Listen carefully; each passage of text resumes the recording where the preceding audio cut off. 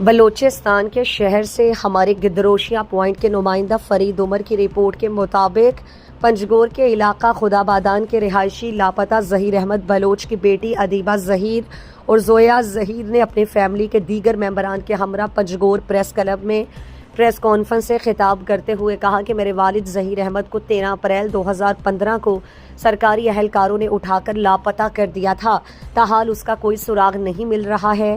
اسلام آباد سے لے کر بلوچستان تک ہم نے انصاف کے تمام دروازوں پر دستخط دیے، لیکن کہیں سنوائی نہیں ہوئی۔ اس دوران اداروں اور حکومت کی جانب سے جھوٹی تسلیاں ضرور ملی، لیکن وہ خواب بن کر رہ گئے۔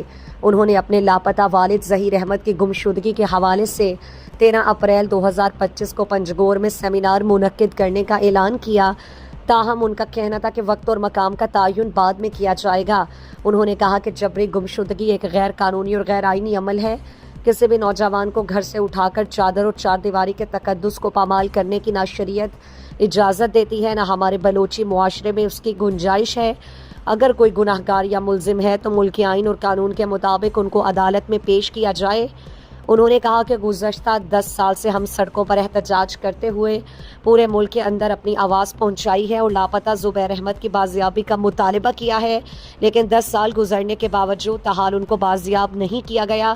وہ کس حال میں ہیں اور کہاں ہیں یہ بھی نہیں بتایا جاتا۔